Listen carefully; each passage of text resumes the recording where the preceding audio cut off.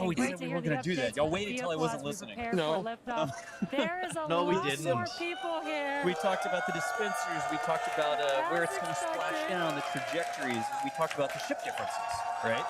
All the differences in the ship, the improvements, because that's what SpaceX does, right? They rapidly iterate things.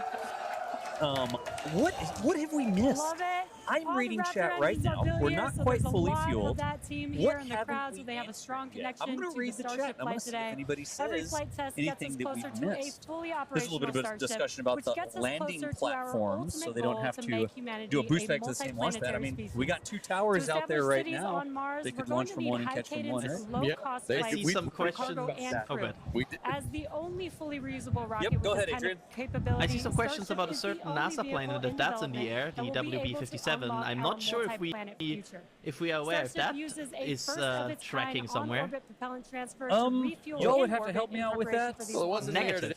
with Just don't think it was milestones here. like Yeah, I ship think it was catch and coming back in-orbit from prop another transfer coming up. engagement 2025 late promises last night. to be I huge don't for believe Starship that in our journey to came over Mars, here for with our this one. first trip I don't see currently any planned for the contrails end way of up there in the sky. 2026. Usually we can spot it if it's circling around Between us. the reusability, low cost, and heavy Pizza lift or capabilities, pasta? this all comes together to I don't know help if I us can help with deliver that. up Yes. to 100 Yes. people at a time EJ says to both. destinations Yes. both near and far, Yeah, my and to guy. deliver Anybody know if payloads there's any farther bananas on and this at a one? lower cost than any other No, vehicle. just We'll be able to launch more Dumb massive star- payloads than just anything else V3 flying links. or in Sim development links. today. Yeah. Capable People of worked sending very things hard like to make giant those space satellites and put them telescopes into the or rockets. the next They're generations not of dumb. space stations They're good into satellites. orbit on a single launch. they're the best So while satellites. They're the today's best flight satellites. is just a test, They're all the good future satellites. is The much best closer satellite is the than one we you have realize. loaded in the payload bay But for one this flight launch. test at There a you time. go. So let's head back to Dan So no and Kate bananas? for a closer I look mean, I at don't see any Starship. All right.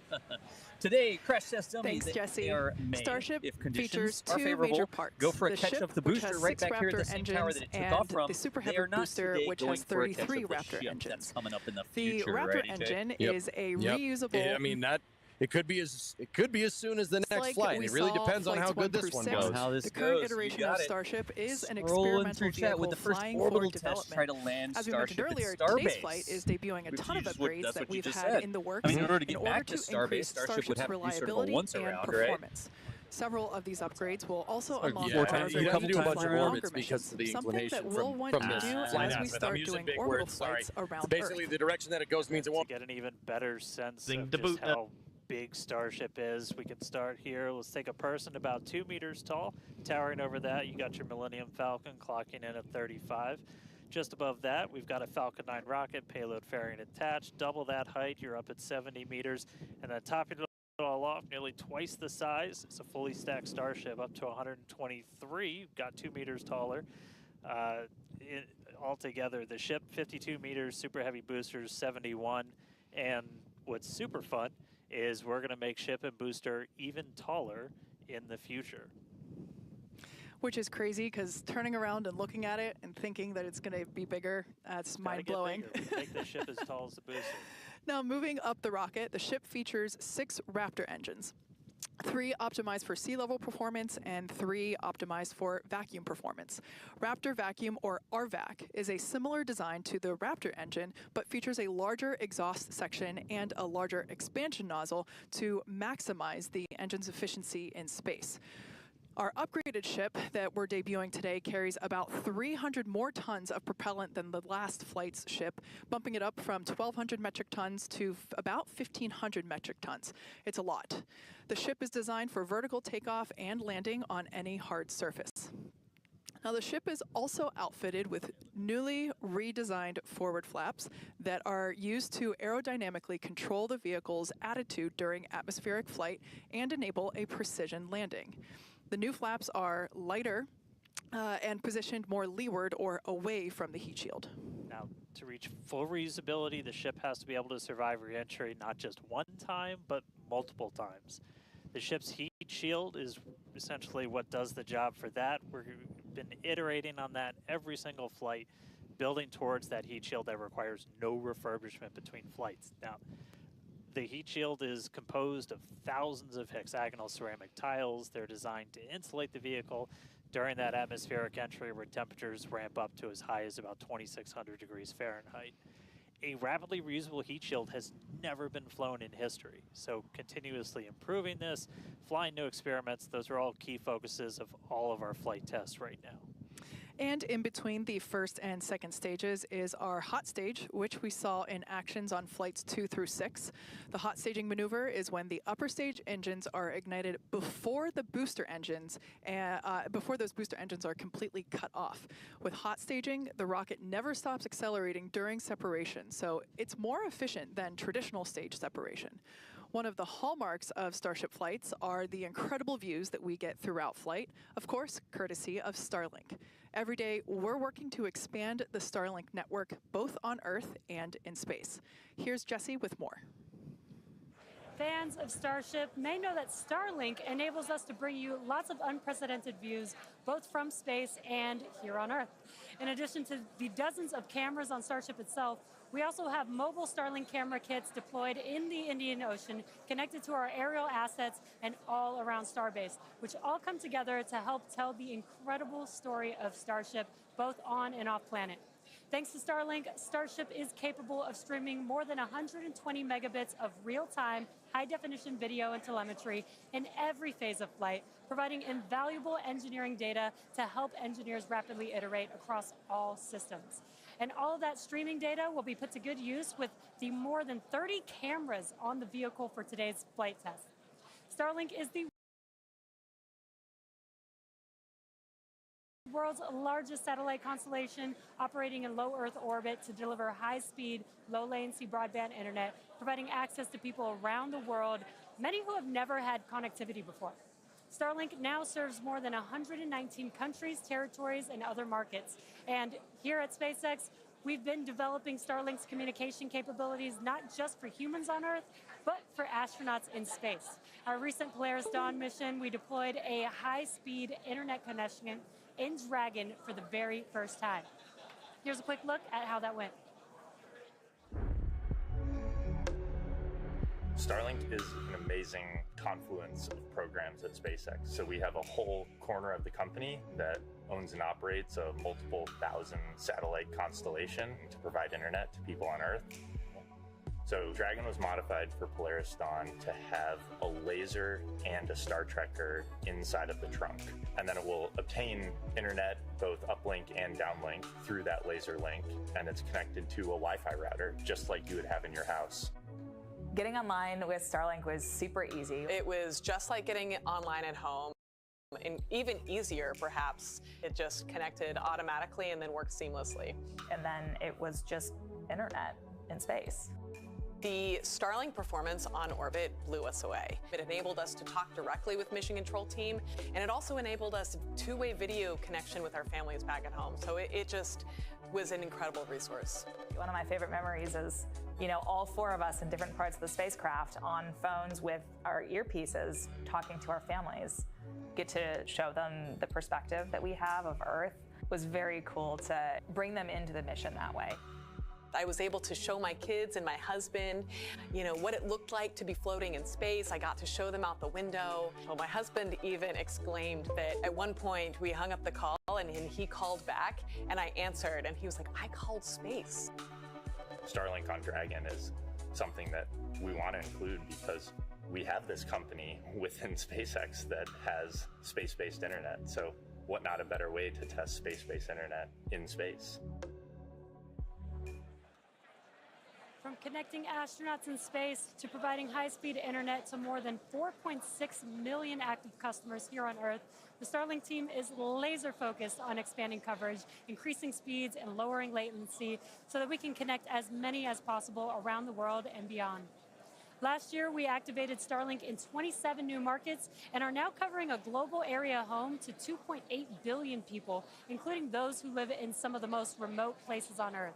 To meet the growing global demand for high-speed internet, SpaceX opened a new 700,000 square foot factory in Bastrop, Texas, and introduced Starlink Mini as well as an upgraded version of the Starlink Standard Kit. The SpaceX team also achieved an unprecedented launch cadence, conducting 134 Falcon launches with 89 dedicated to expanding the Starlink constellation. With each launch, Starlink adds more capacity to the constellation and continues to expand its coverage, connecting even more people in underserved and hardest to reach areas of the globe. Now, while our mission to connect the unconnected is far from complete, you can check out some of the Starlink team's highlights from 2024 and learn more about how our customers are furthering Starlink's impact around the world at starlink.com/stories. And a little bit closer to home, we do have a few updates for those impacted by the fires here in Southern California. So far, the Starlink team has provided about 1,350 free kits to fire departments and other disaster response organizations from down in Orange County all the way up to Malibu. That is in addition to applying free Starlink service for thousands of customers impacted by the fires all across the Los Angeles area. And just as critically, since enabling our direct-to-cell satellites with T-Mobile, more than 120,000 text messages have been sent, allowing those in impacted areas to reach loved ones, text 911, or receive emergency alerts. I've never been prouder to be an employee at SpaceX for moments like that where we can help the people and community around us.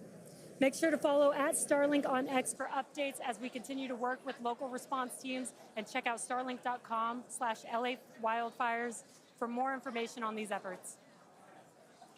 But back to today's flight test, one of our objectives is to return the booster to the launch site where it will be caught by the tower as we did on Flight Test 5. So let's head back to Dan and Kate for a catch primer. Thanks, Jesse.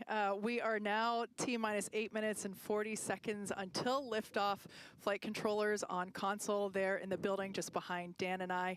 You can actually see the rocket in the distance at the pad 6 miles away. Our excitement is growing. I already am not sure if I'm going to be able to remain coherent after witnessing this, so looking forward to it. You'll be all right. You'll be all right.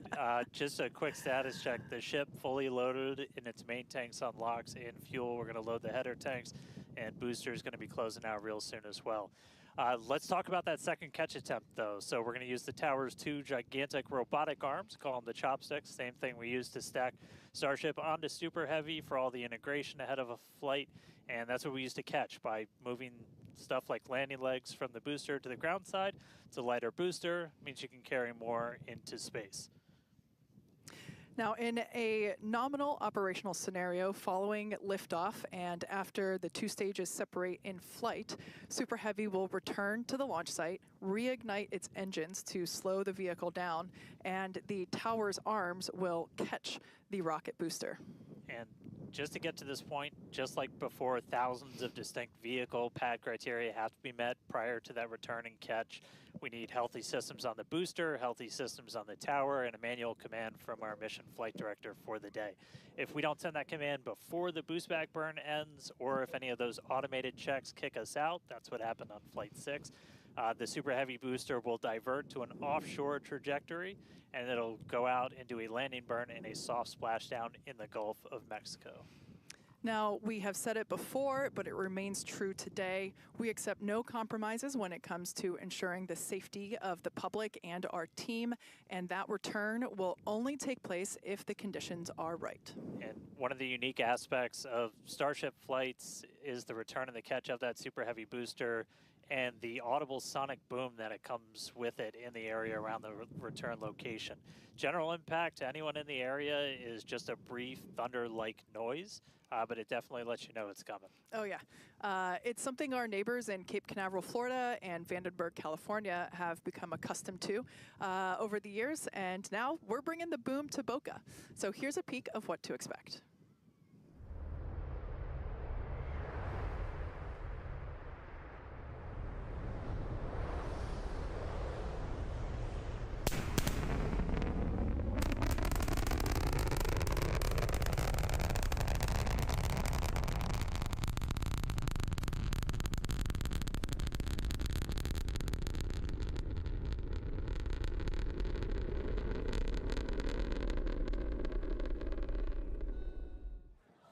As I mentioned earlier, we have Starship, Raptor, and Starlink employees here fully invested in this flight test, and of course, many other SpaceX employees also here across our sites supporting their teams. their teammates. Every flight test has been pretty unique, and we're all very excited for another round of firsts, but I'm pretty sure the crowd is looking forward to potentially watching those chopsticks catch another booster. So let's see how excited they are today.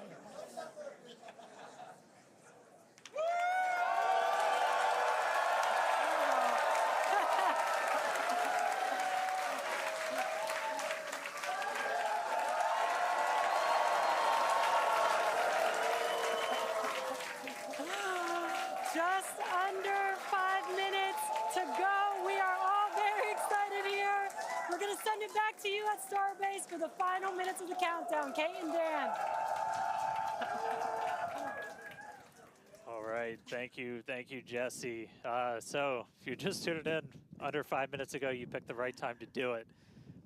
Just a quick status check. So we're almost fully loaded on the booster. We'll be fully loaded on the ship, fully loaded on the booster coming up soon. Our range team just reported that we're looking go in the range. That's super important. Great Our news. security guys, Mike, Kyle, Nick, the whole team out there in the elements, making sure everything's clear, doing a fantastic job. And we are coming up on 4 minutes and looking good for launch. Yeah, certainly exciting. Now, we do have an opportunity to hold at T-minus 40 seconds if necessary. This is a chance for us to perform additional checks if necessary. If we, need to repressurize some tanks, or if there's a wayward vessel in the range last minute, opportunity to clear it out. But everything currently looking good. Now, once we pass T-minus 40 seconds, a number of events will occur in rapid succession. The ground spin and ignition systems come up to flight pressure. The ship will go to internal power. After that, the quick disconnect, or QD, arm lockout is removed in preparation for retraction, which will happen shortly after T0. And yeah, once we pass T-minus 40 seconds, we do have the ability to recycle the count under certain conditions back to that T-minus 40 second mark and hold there to assess what happened and assess opportunity to proceed again to T0. Yep, we've used that T-minus 40 hold a couple of times. Boat's usually one of the items, but we aren't tracking anything right now that would cause us to hold there. We can hold there for several minutes. Main thing you're watching at is you kind of set a clocks because your temperatures will change and the fuel in the locks, everything pretty quickly. So you've got a couple of minutes that you can hang out and figure things out. There are items that if we pass them, we're scrubbed for the day. One of the main ones is that flame deflector at the bottom of the launch mount. Water begins flowing for that at the T-minus 10 second mark. If we scrub at any point after that, we'll be done for the day.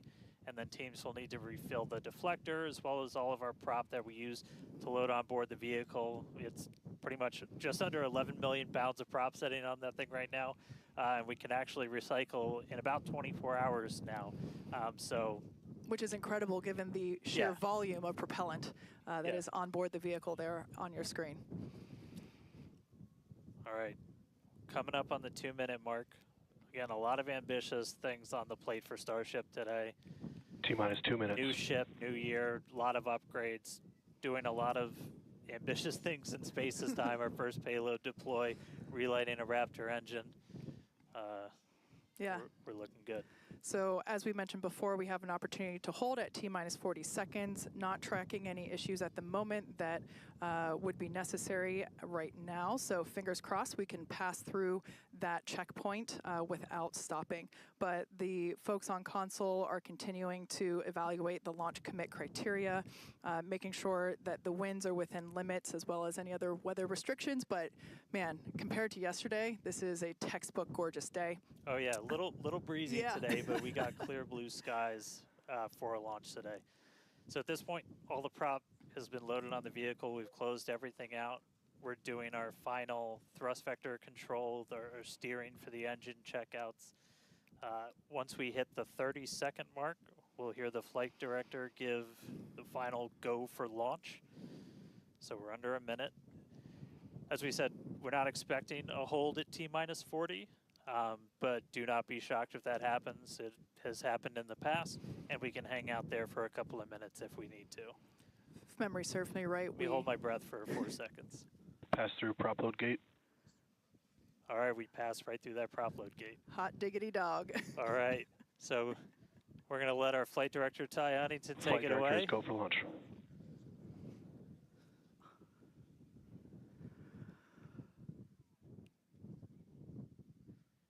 And 20 seconds.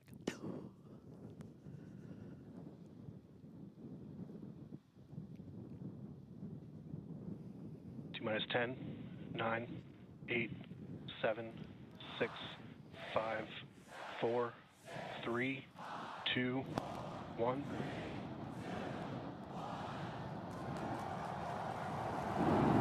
We have liftoff.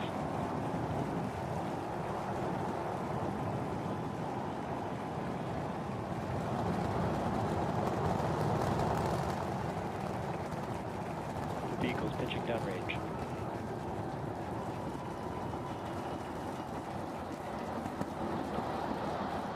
Booster chamber pressure is nominal.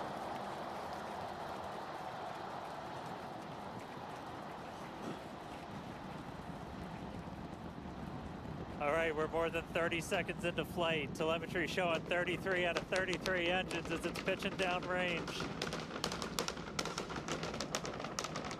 Booster, ship, avionics, power, and telemetry nominal. Hearing good call-outs on the ship and booster avionics. You just heard the rumble hitting us about 6 miles away. Watching Starship arc into just endless blue skies right now. Vehicle supersonic. More than a minute into flight, the vehicle's supersonic.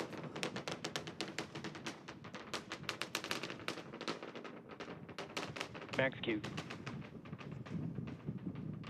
So we just passed through max Q. That's the greatest stress the vehicle's going to experience on the way uphill. Reminder that all of our teams down here on the ground are now looking at systems on the tower. They just did a manual check through. That's going to inform that manual flight director's decision. Next moment coming up, though, is going to be hot staging. Don't take your eyes off it. It's one heck of a light show. What a gorgeous ascent.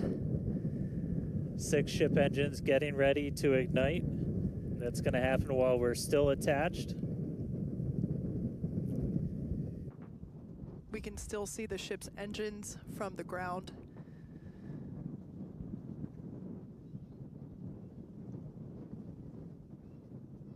Got a little under 30 seconds away from that. We are hearing good call outs on the tower preparedness from the manual checks. Reminder though, we've still got automated checkouts on the booster and the ship itself. But as of right now, our manual checks and our manual commanding is looking go for a catch. Booster engine cut off. That is incredible news. We just heard the call out for booster Right, engine Miko. cut off. Engine startup. Most engines cut off, down to those Stage middle separation. 3. Cruise backburn startup.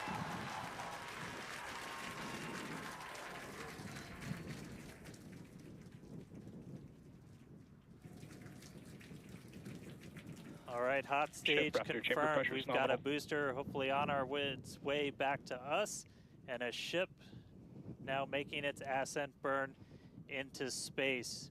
How's it going in Hawthorne, Jesse? It's great over here. You can hear the crowd screaming for every milestone. The booster is now making its way back down to Earth. Looks like we have 12 of those 13 engines ignited.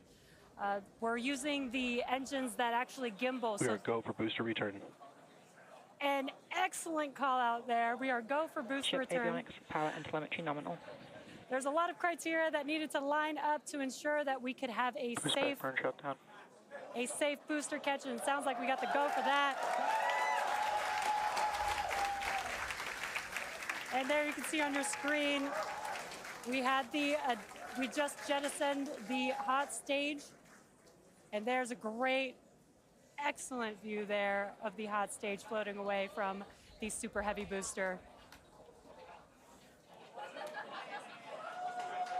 Now we've shut down the engines for that boost back burn. That confirms boost back burn is now complete. That was the first of 2 burns required for the vehicle to make its way back down to Earth. And next coming up will be the landing burn. That's going to be 13 of those center engines igniting again. And that will then go down to, from 13 down to 3 engines just right before we touch down for that booster catch. Now, reminder, our stage 1 objectives are to have a controlled ascent, stage separation, as well as a controlled boost back burn and hot stage as well. So we're looking good for that so far. Some great views there from the ship of Earth. That looks incredible.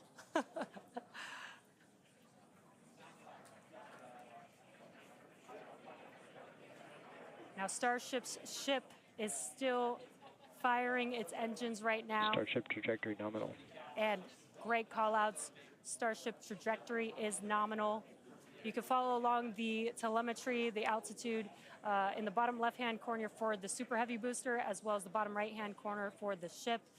And these views are just amazing.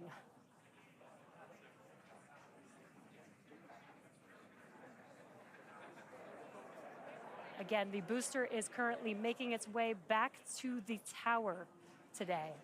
So we're looking forward to a booster catch with the chopsticks. And in the meantime, you can see those grid fins there, helping to control the vehicle and guide it back to its landing site. Booster FTS is saved. Now with that, we're gonna hand it back. How's it going over there, Dan and Kate? How are you doing, Kate? Seeing that in person. You know, Dan had to take that entire segment because I couldn't talk. That was incredible. There it is. We can see the booster coming back in now through the plume. At least it looks that way to us. It's incredible that it basically returns. It looks like a speeding, just like this silver flare coming back to the. Once again, we are standing by for attempting to catch the booster at the tower. This would be the second tower catch. Booster Landing burn. Seeing 13 engines. Booster now hovering as it aligns with the tower for catch. Booster coming in. Get Down ready to for that boom, Kate. Down to 3 engines. Booster landing for shutdown. Mechazilla has caught the booster.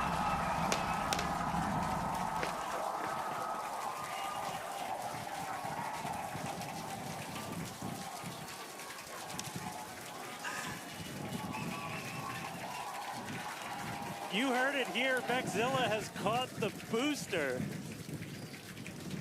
Once again, for the second time, a successful catch by the launch tower. This is the same tower, the launch pad, where that booster took off from just 7.5 minutes ago. Great view from the chopstick arms, looking at those hypersonic grid fins that steer the booster for that precision landing. It almost looks like it's flapping its wings. Yeah, you can see just how small that catch fitting is too on something that's just so massive. That was absolutely insane. Meanwhile, we're not done, but wait, not there's done more. Wow, that is just absolutely stunning. And this, of course, a gorgeous view there from the tower looking down at the top of the booster.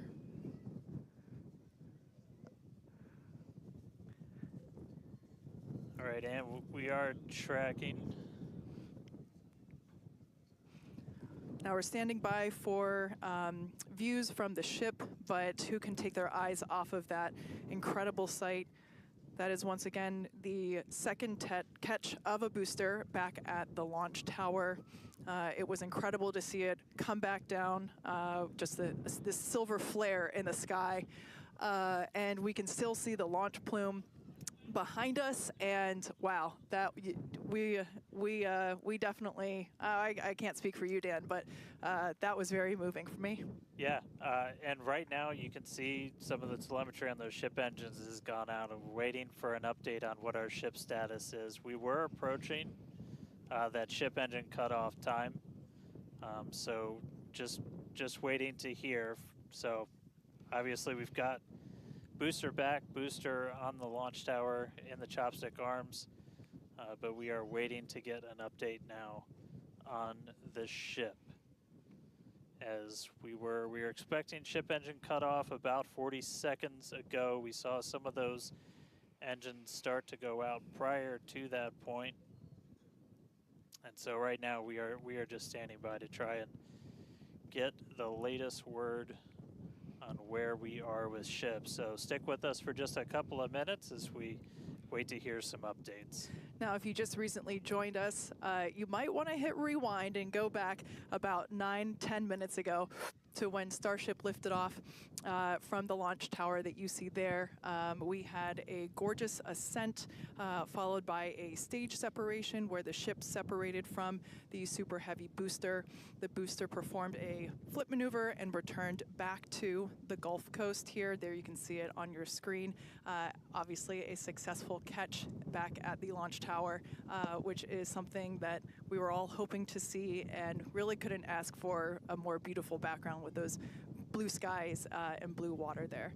As Dan said, we are standing by for an update on the ship that had ignited its engines and started making its way up to space. So standing by for more info on that. But wow, what an experience to see that take off and for that booster to come back. You can see it there up close on your screen to the place that it launched from.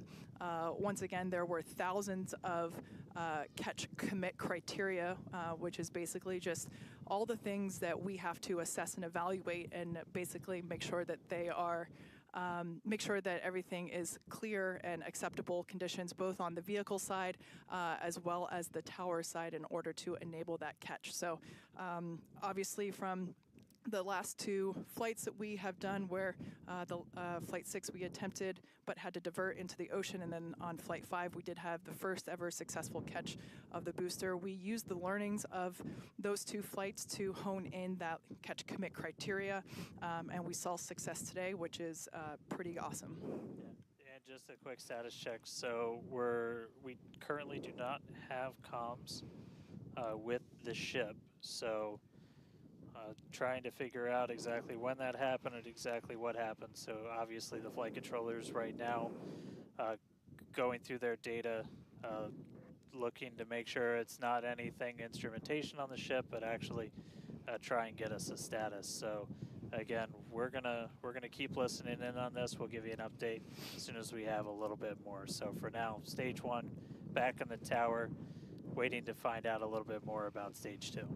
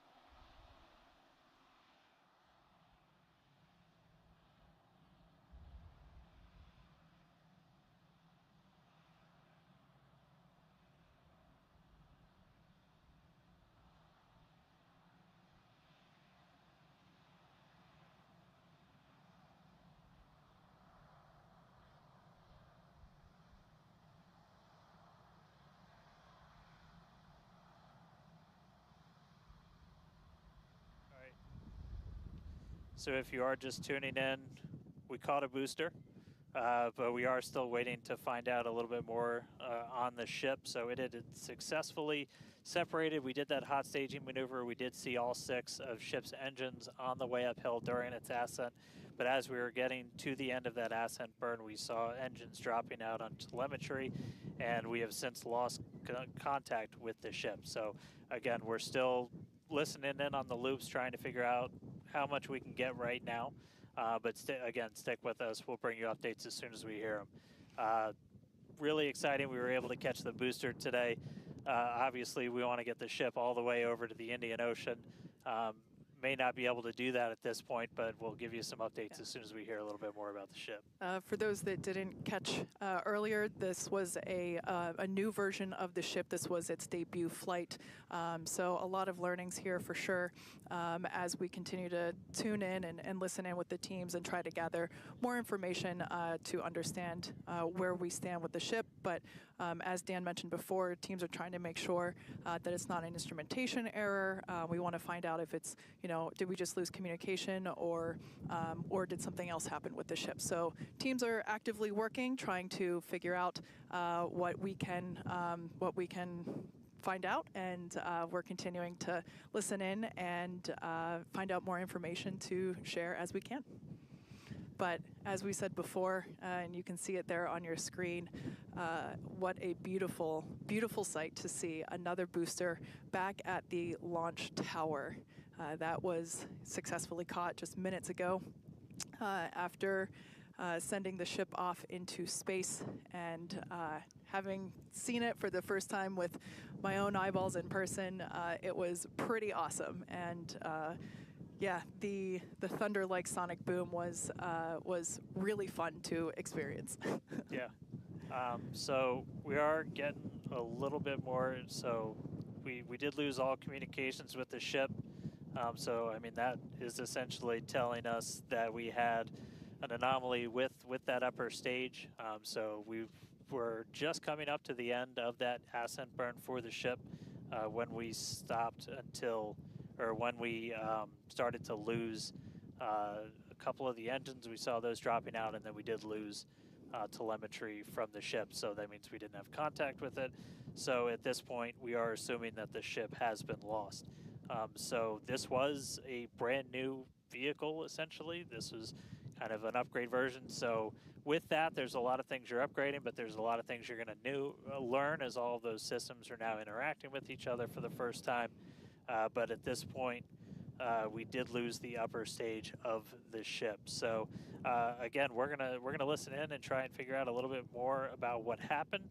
And obviously, we'll do kind of a full breakdown once we get smarter ourselves in the coming hours and days as well. For sure. Now, for those that have recently tuned in, we're now a little over T plus 16 and a half minutes after liftoff. We do believe that we have lost the ship during its ascent phase. It's successfully separated from the Super Heavy booster, but during that ascent phase, a couple of the engines dropped out, and then shortly thereafter, we lost communication with the vehicle. So we are assuming that we have lost the ship, but we are standing by to confirm that, and once we can, we will. But this was a new version of the ship, of Starship, and it was intentionally designed and flown in order to basically test the envelope, as we have done with every one of these test flights, the keyword there being test, and really trying to understand the boundaries and the maximums for the ability of this vehicle to fly and understand where those boundaries are. So we always knew that excitement is guaranteed today, success not guaranteed. And so yeah, we are standing by to see if we can learn more about the status of the ship.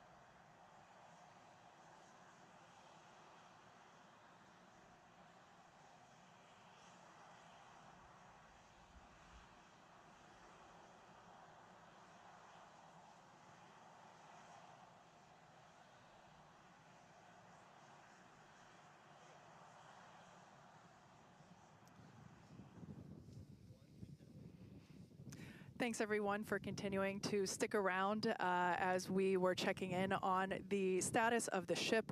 At this point in time, we can confirm that we did lose the ship. However, Starship, the total vehicle, did have an on-time liftoff at 4:37 p.m. Central Time from the launch pad just behind us at Starbase Texas. Gorgeous ascent and successful stage separation. The booster pushed the ship off, and the ship disconnected during that stage separation. The booster came back for a successful, the second ever booster catch at the launch tower, which was pretty incredible to see. Yeah, it was great to see the booster come down, but we are obviously bummed out about ship. It looked like we lost contact with it a little under 8.5 minutes into flight. That's roughly when you start to get to that main engine cutoff. We obviously need to go through all the data. It's going to take some time. In the next hours, days, we're going to figure out exactly what happened, come back, fly the next one, get even farther. Reminder, it's a test. It's a flight test. It's an experimental vehicle. So we'll figure out what ended our day today and make sure it doesn't end our day tomorrow. So as we do that, we're going to continue to provide you updates on our X account on spacex.com. So just continue to tune in there. As we learn what happened, we'll be ready to share it. Exactly. So for now, we are going to wrap up our webcast. We'd like to thank the folks in the county for supporting the launch, as well as the agencies that enable us to launch, and of course to our viewers for tuning in. And thank you, Kate, for coming down, doing this with me. It was great to have you here. I'd do it again in a heartbeat. All right. Well, that'll do it for us. We'll see you guys at the next Starship flight test.